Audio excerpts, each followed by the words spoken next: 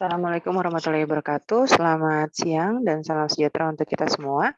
Baik, hari ini kita akan masuk ke topik yang berikutnya terkait dengan analisa gas darah. Ya, tujuan dilakukan prosedur untuk pemeriksaan analisa gas darah adalah ingin melihat keseimbangan atau status keseimbangan asam basa di dalam tubuh pasien, ya, di dalam darah, ya, karena ini yang kita lakukan analisa, ya. Eh, Indikasinya, pasien seperti apa saja yang mengalami gangguan asam basa, ya, itu contohnya misalnya pada kondisi, syok, ya, kemudian pada kondisi, sesak nafas berat, gitu ya, kemudian pada kondisi gangguan ginjal, ya, ataupun ada infeksi pada paru-paru, ya, yang mana bisa mengakibatkan perubahan pada, asam basa di dalam tubuh kita, ya, di dalam tubuh pasien. Oleh karena itu kita sebagai perawat perlu memperhatikan hal ini, ya, bagaimana cara melakukan pemeriksaannya dan bagaimana cara melakukan interpretasi hasilnya. Apakah pasien itu mengalami kondisi asidosis, apakah mengalami kondisi, alkalosis, dan permasalahannya apakah di paru-paru pasien ataukah permasalahannya pada ginjal pasien, ya, sehingga nanti kita bisa menentukan apakah dia kategori respiratorik ataukah metabolik. Oke, kita langsung masuk ke slide bagaimana cara prosedurnya, ya, untuk prosedur pengambilan analisa gas darah ini sendiri, yaitu dilakukan pada arteri, ya, pada arteri, ya, sehingga kita harus tahu dulu perbedaan anatomi dan fisiologinya antara arteri dan vena. Yang pertama kita lihat dari pembuluh darah arteri, teman-teman, ya, dan vena dilihat dari aspek lapisan pembuluh darah, ya, lapisan pembuluh darah. Lapisan pembuluh darah itu terdiri dari 3, ya, lapisan luar, lapisan tengah, dan lapisan dalam. Di mana arteri dan vena itu ada memiliki perbedaan di lapisan tengah dari pembuluh darahnya. Lapisan tengah pada arteri itu lebih tebal dibandingkan vena, sehingga lumen arteri itu lebih sempit dibandingkan vena, ya. Kemudian yang kedua dilihat dari tekanan. Tekanan arteri dan tekanan vena itu berbeda. Sehingga saat kita melakukan penyuntikan aspirasi, ya, tekanan arteri itu lebih besar. Oleh karena itu kita tidak perlu melakukan aspirasi secara manual. Dia akan otomatis tersedot sendiri, istilah kasarnya begitu, di spuitnya. Sedangkan kalau vena karena dia tekanannya rendah, maka kita perlu aspirasi secara manual, kita tarik secara manual, ya. Kemudian yang ketiga itu adalah komponen darah yang dia bawa, ya. Yang dibawa oleh arteri itu adalah darah yang mengandung kayak oksigen, sedangkan vena mengandung kayak CO2. Sehingga dilihat dari kasat mata, ya, dari penampakan warna, arteri itu warna darahnya merah, segar. Sedangkan vena itu warnanya keruh, atau agak gelap, ya, atau kalau digambarkan itu biasanya warnanya biru gitu ya. Nah, karena dia lebih gelap, ya, kalau mengambil darah dari, vena. Nah, sehingga teman-teman ketika nanti melakukan fungsi atau penusukan pada pembuluh darah, ini bisa terlihat apakah benar atau salah.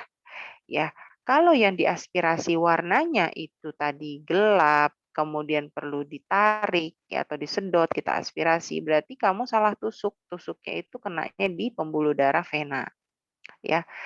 Yang benar itu adalah keluarnya warna merah, segar, ya, kemudian tidak perlu kita aspirasi, berarti tepat sudah di arteri. Nah, pertanyaannya di mana pembuluh darah arteri yang kita akan lakukan fungsi atau penusukan? Biasanya itu lokasi yang diambil adalah arteri radialis di bagian lengan sejajar dengan ibu jari atau di arteri brachialis sejajar dengan atau arahnya di siku, ya, penempatan di siku, ya, sejajar dengan ulna, biasanya sejajar dengan kelingking. Atau yang ketiga adalah femoralis, ya, di bagian paha, lipatan paha. Nah, ini yang kalau belum ekspertis ini agak susah, ya, karena dia lebih dalam lokasinya, vena dalam, ya, kemudian kalau misalkan pasiennya yang gemuk, ya agak sulit ya untuk mencapai atau mencari akses fungsi di daerah femoralis tersebut. Sehingga biasanya memang yang paling gampang itu aksesnya di area tangan ya, entah di radial atau di brachialis. Nah, kemudian apa yang harus dilakukan oleh teman-teman sebagai perawat vokasi khususnya waktu melakukan prosedur ini adalah tahapan pertama ya, setelah kita mencari akses lokasinya arteri mau di mana, contoh di radialis pada gambaran slide ini, kita lakukan dulu teknik Allen test ya, pemeriksaan Allen test ya. Jadi sebelum dilakukan AGD dilakukan pemeriksaan Allen test ya, untuk melihat sirkulasi kolateral yang ada di area pergelangan tangan pasien. Pastikan tidak ada sumbatan di area pergelangan tangan dengan cara Allen test ini. Yang kedua, pastikan pasien tidak mengalami kelumpuhan ataupun kelemahan di area sisi ekstremitas yang akan kita lakukan fungsi atau penusukan. Cara untuk Allen test adalah seperti ini. Pasien diminta untuk menggenggam, ya, kemudian tekan arteri ulna dan radial secara bersamaan, ya. Kemudian pasien dimintakan untuk merentangkan tangan atau membuka genggamannya. Amati telapak tangan pasien akan menjadi pucat karena aliran darahnya kita tekan. Ya, kemudian lepaskan tekanan pada arteri ulnaris, ya. Kemudian bila telapak tangan pasien kembali merah, maka tesnya positif, darahnya bisa diambil. Ya, artinya sirkulasi kolateralnya baik. Tapi kalau seandainya ya ketika sudah dilepaskan tekanan pada arteri ulna, telapak tangannya belum merah, masih pucat, nah itu berarti hasilnya negatif. Tidak boleh pengambilan darah arteri di lokasi tersebut ya, karena sistem kolateralnya tidak baik ya. Nah, prosedurnya bagaimana? Kita siapkan dulu spuit 3 cc ya, atau spuit khusus untuk AGD yang sudah dilakukan heparinisasi ya. Jumlah heparin yang diberikan itu biasanya adalah 0,2 cc ya. Tahap berikutnya ketika sudah menyiapkan peralatan, bersihkan area yang kita akan lakukan penusukan dengan alkohol swab ya. Kemudian posisi tangan hiperekstensi pada pergelangan, diganjal handuk gulung atau bantal kecil, tusuk pada denyut yang paling menonjol dengan sudut 45 sampai 60 ya pada area tangan tadi ya, radial atau brachial. 90 derajat itu untuk di femoralis. Jadi tegak lurusnya itu di femoralis ya. Isap darah secukupnya, jadi diaspirasi tadi ya, kalau dia di arteri otomatis dia akan eh, terdorong sendiri spuitnya ya, atau spritnya itu ya. Kemudian diambil kurang lebih ya, biasanya bisa maksimal 3 cc ataupun 1 cc ya minimal. Ya, kemudian dibolak-balikin spuitnya supaya tercampur dengan heparin ya, kemudian baru ditekan lokasi fungsinya tadi ya, agak lama karena arteri ini tadi tekanannya tinggi dan juga sudah ditusuk dengan heparin. Jadi masa pembekuannya menjadi memanjang. Oleh karena itu kita perlu menekan yang agak lama ketika kita sudah cabut jarumnya supaya tidak terjadi hematom pada area penusukan. Dan langsung ya dikirim ke lab waktu kurang lebih 15 menit ya, untuk si spuit sampelnya tadi yang sudah diambil darah ya. Kenapa? Supaya tidak gagal ya ketika nanti dilakukan pemeriksaan di ruang laboratorium oleh tim analis kesehatan. Nah, ketika sudah diproses dan keluar nanti hasilnya pada gambaran lab pasiennya, ini yang perlu kita cermati. Parameter yang akan kita lihat ketika nanti kita melakukan interpretasi analisa gas darah itu ada 5 ya. komponen. Yang pertama pH, PO2 atau tekanan oksigen, tekanan CO2 atau PCO2, HCO3 ya dan base excess ya. Dengan nilai normal yang akan kita lihat ya. Jadi kita katakan dia tidak normal apabila tidak sama dengan hasil nilai normalnya. pH nilai normalnya adalah 7,35 sampai dengan 7,45. Dikatakan asam ya apabila nilai pH itu kurang dari 7,35 atau kita sebut kondisinya adalah asidosis ya. Asam sama dengan asidosis. Kalau pH-nya lebih dari 7,45 berarti dia kondisinya adalah basa atau alkalosis ya. Kemudian yang parameter berikutnya yang warna merah yang kedua adalah PCO2 ya. PCO2 atau tekanan CO2 nilai normalnya 35 sampai 45 mm air raksa. Kalau kurang dari 35 ya maka kondisinya adalah basa ya atau alkalosis ya. Kalau lebih dari 45 ya berarti kondisinya adalah asam atau asidosis. HCO3 ya nilai normalnya 22 sampai 26. Kalau dia kurang dari 22 maka kondisinya adalah asam atau asidosis. Apabila lebih dari 26 maka kondisinya adalah basa atau alkalosis. Base excess ini kita bisa lihat juga untuk menentukan apakah ya pH pasien ini dalam kondisi yang asam atau yang basa ya. Jadi base excess nilai normalnya plus minus 2. Minus 2, minus 1 ya, 0, 1 dan 2. Kalau seandainya hasil base excess-nya kurang dari minus 2, misalnya minus 3, minus 4, dan seterusnya, itu kondisi asam ya atau asidosis. Kalau lebih dari positif 2, dari positif 3, positif 4, dan seterusnya, berarti itu adalah kondisi basa atau alkalosis.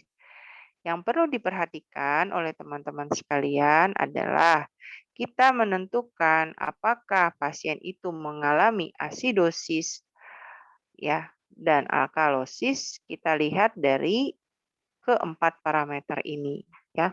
Jadi kalau kondisinya sama-sama asam berarti kita katakan dia adalah asidosis. Kalau kondisinya sama-sama basa berarti dia alkalosis.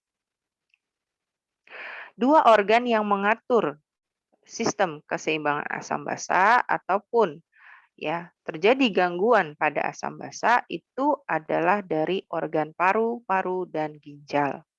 Organ paru-paru itu menghasilkan produk CO2 ya karbon dioksida. Sedangkan ginjal itu menghasilkan produk HCO3 ya. Dan kedua hal inilah yang menjadi parameter dari AGD.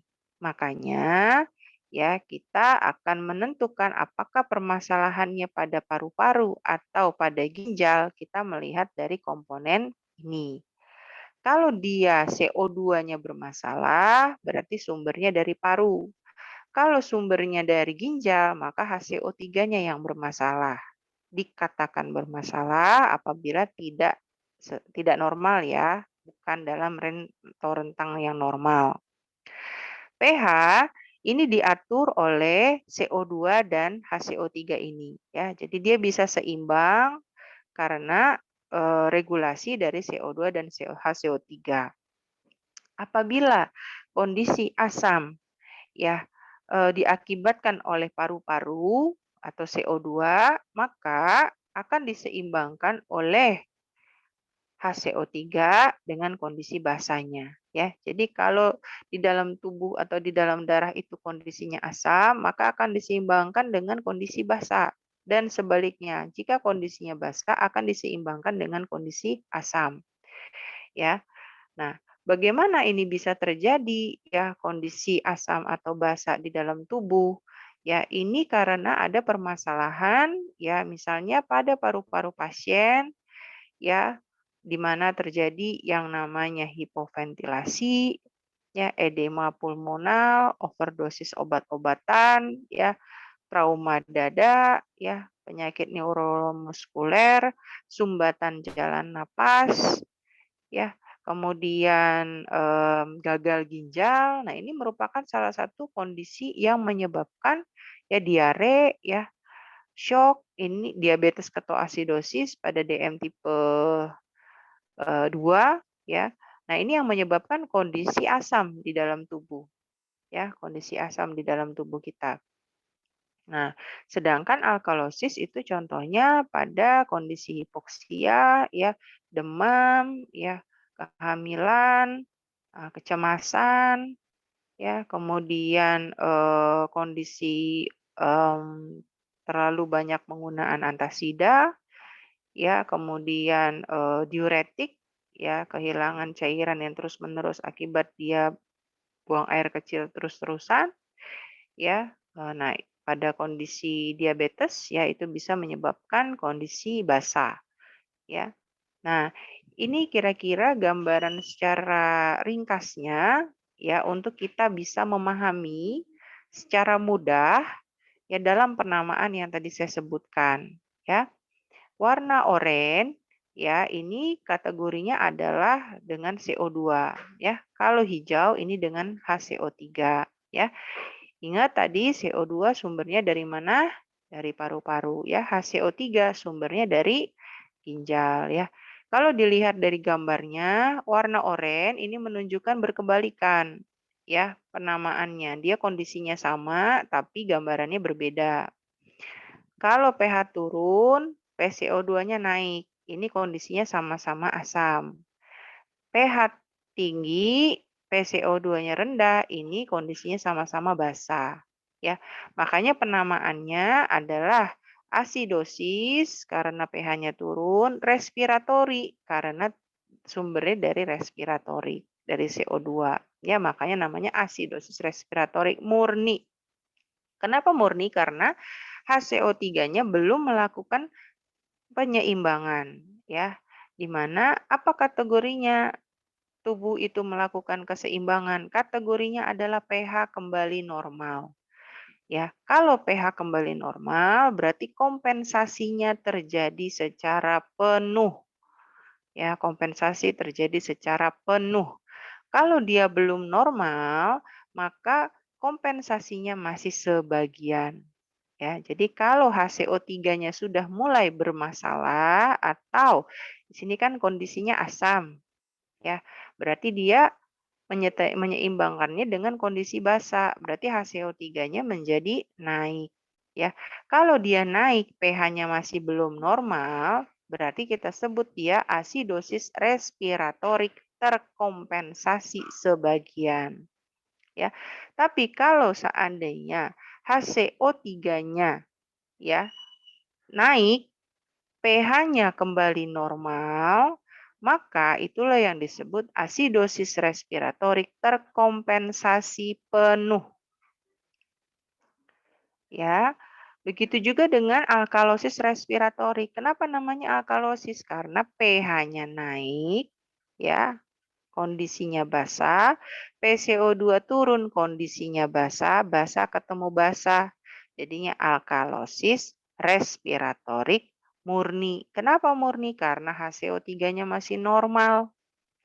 Kalau dia HCO3-nya asam, turun, ya, menyeimbangkan, ya, asam, maka dan pH-nya masih naik, belum normal, maka dia disebut alkalosis respiratorik terkompensasi sebagian. Tapi kalau pH-nya ini HCO3-nya turun disertai dengan pH yang kembali normal, berarti alkalosis respiratorik terkompensasi penuh. Ya, ingat-ingat. Lanjut ke asidosis metabolik. Kenapa namanya asidosis? Ya, metabolik karena kondisinya sama-sama asam. pH asam, HCO3 asam, asidosis. Kenapa asidosis? Karena pH-nya turun. Metabolik karena sumbernya dari HCO3. Ini asidosis metabolik murni. Kenapa? Karena PCO2-nya masih normal.